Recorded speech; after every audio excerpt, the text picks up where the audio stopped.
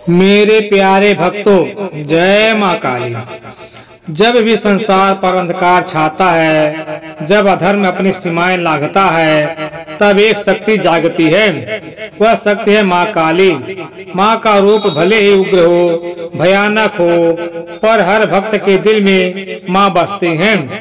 माँ का दिल बहुत कोमल है और जब माँ क्रोधित होती है तो वह काल को भी निगल जाती हैं। माता काली समय को अपने चरणों में बांध लेती हैं। वह केवल विनाश की देवी नहीं, वह तो पुनर्जन्म की भी प्रतीक है। जैसे किसान खेत जोतकर नया बीज बोता है, वैसे ही माँ काली पापियों का नाश करके नए युग की शुरुआत करती हैं। जब हम डरते हैं तो माँ कहती हैं, डरो मत, मैं तुम्हारे साथ हूँ।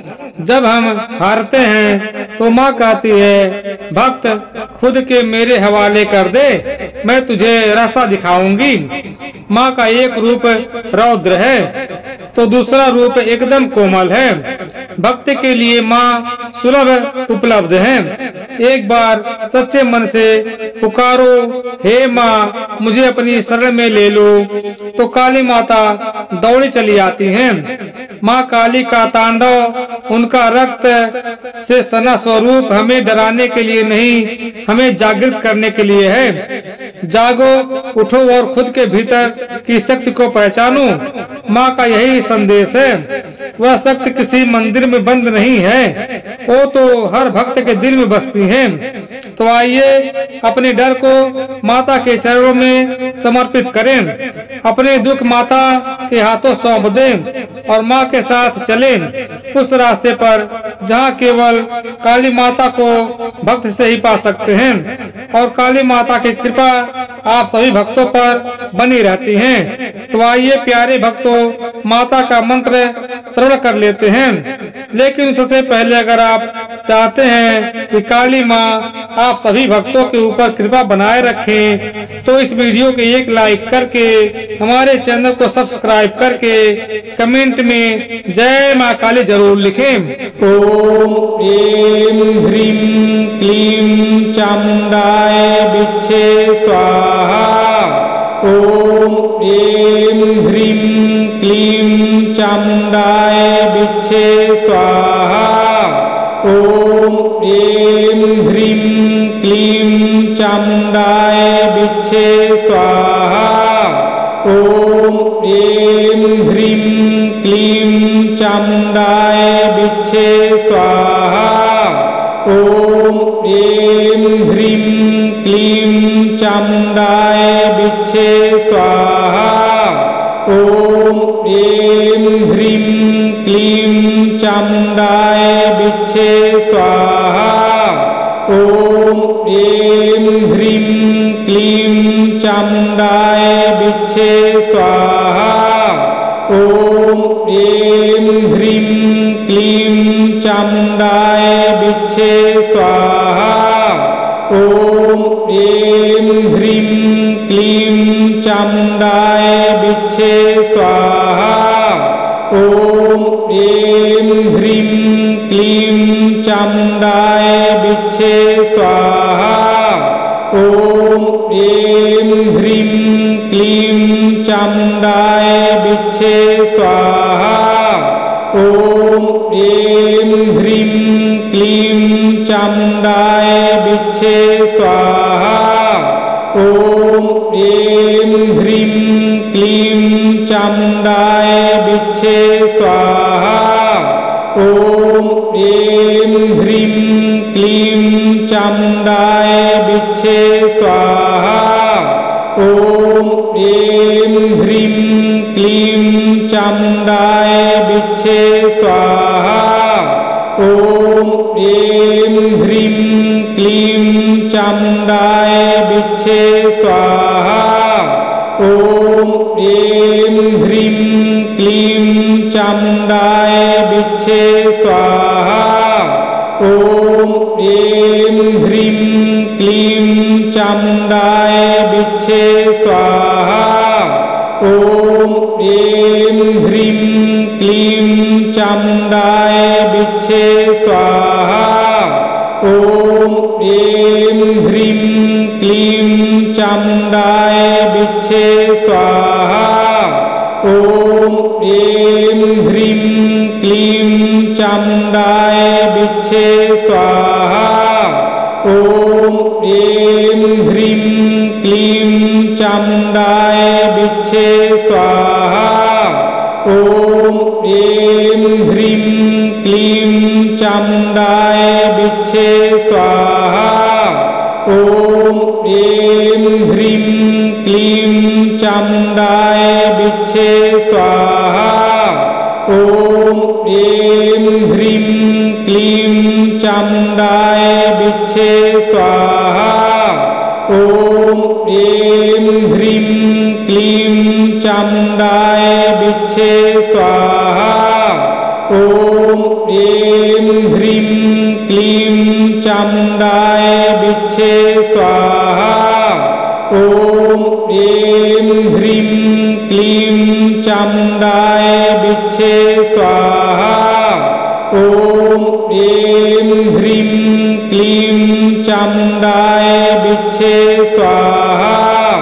ॐ ऐं ह्रीं क्लीं चामुण्डाय विच्छे स्वाहा।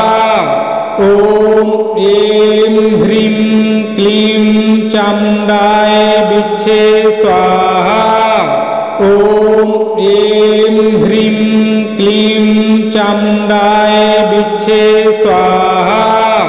ॐ ऐं ह्रीं क्लीं चामुण्डाय विच्छे स्वाहा।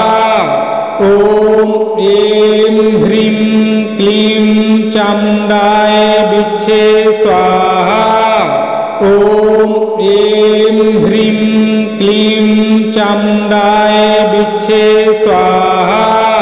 ॐ ऐं ह्रीं क्लीं चामुण्डाय विच्छे स्वाहा। ॐ ऐं ह्रीं क्लीं चामुण्डाय विच्छे स्वाहा।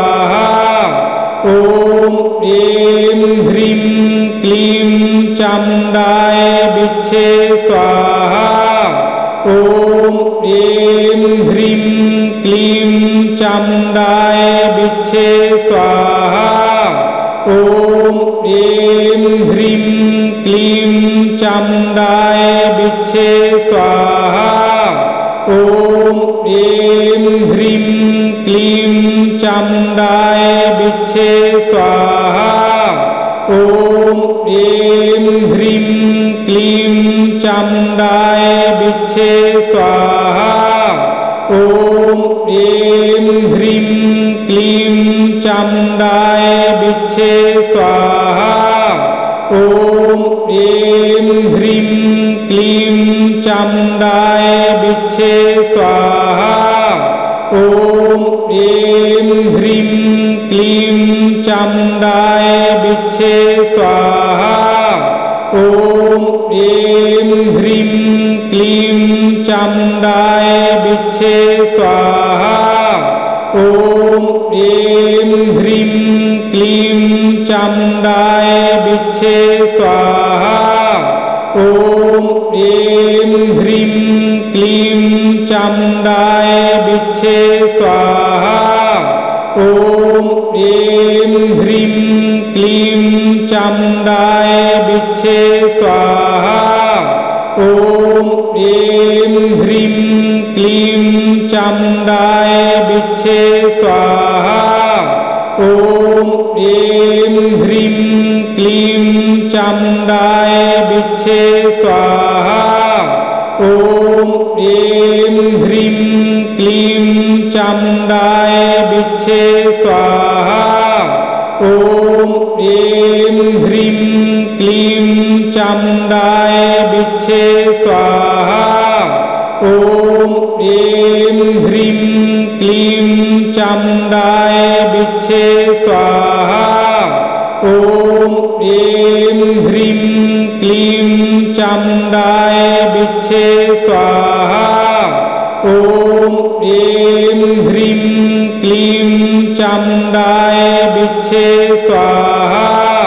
ॐ ऐं ह्रीं क्लीं चामुण्डाय बिच्छे स्वाहा।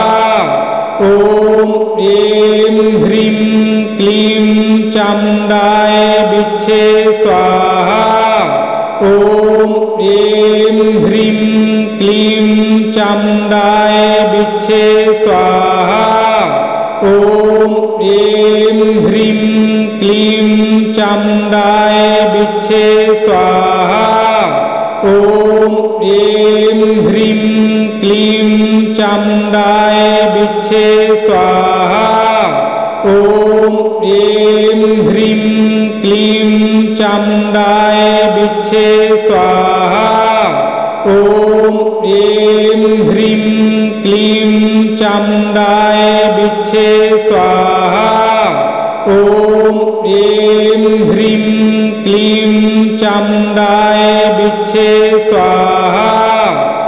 ॐ ऐं ह्रीं क्लीं चामुण्डाय बिच्छे स्वाहा। ॐ ऐं ह्रीं क्लीं चामुण्डाय बिच्छे स्वाहा। ॐ ऐं ह्रीं क्लीं चामुण्डाय बिच्छे स्वाहा। ॐ ऐं ह्रीं क्लीं चामुण्डाय बिच्छे स्वाहा। ॐ ऐं ह्रीं क्लीं चामुण्डाय बिच्छे स्वाहा। ॐ ऐं ह्रीं क्लीं चामुण्डाय बिच्छे स्वाहा। ॐ ऐं ह्रीं क्लीं चामुण्डाय बिच्छे स्वाहा। ॐ ऐं ह्रीं क्लीं चामुण्डाय बिच्छे स्वाहा। ॐ ऐं ह्रीं क्लीं चामुण्डाय बिच्छे स्वाहा। ॐ ऐं ह्रीं क्लीं चामुण्डाय बिच्छे स्वाहा। ॐ ऐं ह्रीं क्लीं चामुण्डाय बिच्छे स्वाहा। ॐ ऐं ह्रीं क्लीं चामुण्डाय बिच्छे स्वाहा। ॐ ऐं ह्रीं क्लीं चामुण्डाय बिच्छे स्वाहा। ॐ ऐं ह्रीं क्लीं चामुण्डाय बिच्छे स्वाहा। ॐ ऐं ह्रीं क्लीं चामुण्डाय बिच्छे स्वाहा। ॐ ऐं ह्रीं क्लीं चामुण्डाय बिच्छे स्वाहा। ॐ ऐं ह्रीं क्लीं चामुण्डाय बिच्छे स्वाहा। ॐ ऐं ह्रीं क्लीं चामुण्डाय बिच्छे स्वाहा। ॐ ऐं ह्रीं क्लीं चामुण्डाय बिच्छे स्वाहा। ॐ ऐं ह्रीं क्लीं चामुण्डाय बिच्छे स्वाहा। ॐ ऐं ह्रीं क्लीं चामुण्डाय बिच्छे स्वाहा। ॐ ऐं ह्रीं क्लीं चामुण्डाय बिच्छे स्वाहा। ॐ ऐं ह्रीं क्लीं चामुण्डाय बिच्छे स्वाहा। ॐ ऐं ह्रीं क्लीं चामुण्डाय बिच्छे स्वाहा। ॐ ऐं ह्रीं क्लीं चामुण्डाय बिच्छे स्वाहा। ॐ ऐं ह्रीं क्लीं चामुण्डाय बिच्छे स्वाहा। ॐ ऐं ह्रीं क्लीं चामुण्डाय बिच्छे स्वाहा। ॐ ऐं ह्रीं क्लीं चामुण्डाय बिच्छे स्वाहा। ॐ ऐं ह्रीं क्लीं चामुण्डाय बिच्छे स्वाहा। ॐ ऐं ह्रीं क्लीं चामुण्डाय बिच्छे स्वाहा।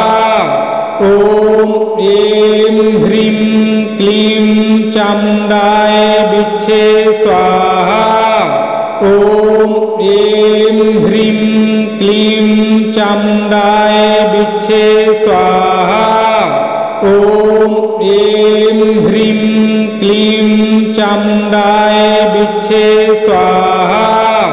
ॐ ऐं ह्रीं क्लीं चामुण्डाय बिच्छे स्वाहा।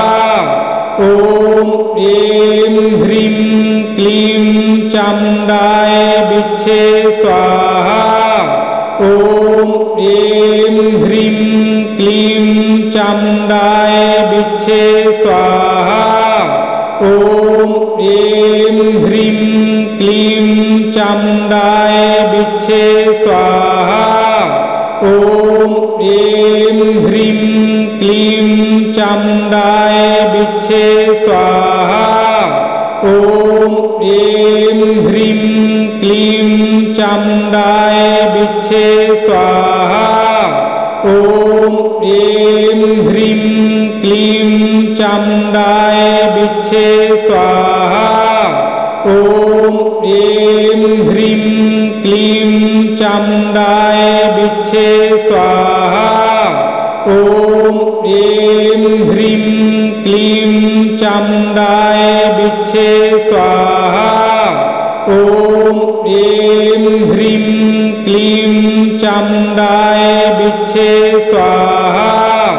ॐ ऐं ह्रीं क्लीं चामुण्डाय बिच्छे स्वाहा। ॐ ऐं ह्रीं क्लीं चामुण्डाय बिच्छे स्वाहा। ॐ ऐं ह्रीं क्लीं चामुण्डाय बिच्छे स्वाहा। ॐ ऐं ह्रीं क्लीं चामुण्डाय बिच्छे स्वाहा। ॐ ऐं ह्रीं क्लीं चामुण्डाय बिच्छे स्वाहा। ॐ ऐं ह्रीं क्लीं चामुण्डाय बिच्छे स्वाहा। ॐ ऐं ह्रीं क्लीं चामुण्डाय बिच्छे स्वाहा। ॐ ऐं ह्रीं क्लीं चामुण्डाय बिच्छे स्वाहा। ॐ ऐं ह्रीं क्लीं चामुण्डाय बिच्छे स्वाहा। ॐ ऐं ह्रीं क्लीं चामुण्डाय बिच्छे स्वाहा। ॐ ऐं ह्रीं क्लीं चामुण्डाय बिच्छे स्वाहा। ॐ ऐं ह्रीं क्लीं चामुण्डाय बिच्छे स्वाहा। ॐ ऐं ह्रीं क्लीं चामुण्डाय बिच्छे स्वाहा। ॐ ऐं ह्रीं क्लीं चामुण्डाय बिच्छे स्वाहा। ॐ ऐं ह्रीं क्लीं चामुण्डाय बिच्छे स्वाहा। ॐ ऐं ह्रीं क्लीं चामुण्डाय बिच्छे स्वाहा। ॐ ऐं ह्रीं क्लीं चामुण्डाय बिच्छे स्वाहा। ॐ ऐं ह्रीं क्लीं चामुण्डाय बिच्छे स्वाहा। ॐ ऐं ह्रीं क्लीं चामुण्डाय बिच्छे स्वाहा। ॐ ऐं ह्रीं क्लीं चामुण्डाय बिच्छे स्वाहा। ॐ ऐं ह्रीं क्लीं चामुण्डाय बिच्छे स्वाहा। ॐ ऐं ह्रीं क्लीं चामुण्डाय बिच्छे स्वाहा। ॐ ऐं ह्रीं क्लीं चामुण्डाय बिच्छे स्वाहा। ॐ ऐं ह्रीं क्लीं चामुण्डाय बिच्छे स्वाहा। ॐ ऐं ह्रीं क्लीं चामुण्डाय विच्छे स्वाहा। ॐ ऐं ह्रीं क्लीं चामुण्डाय विच्छे स्वाहा। ॐ ऐं ह्रीं क्लीं चामुण्डाय विच्छे स्वाहा। ॐ ऐं ह्रीं क्लीं चामुण्डाय विच्छे स्वाहा। ॐ ऐं ह्रीं क्लीं चामुण्डाय विच्छे स्वाहा। ॐ ऐं ह्रीं क्लीं चामुण्डाय विच्छे स्वाहा।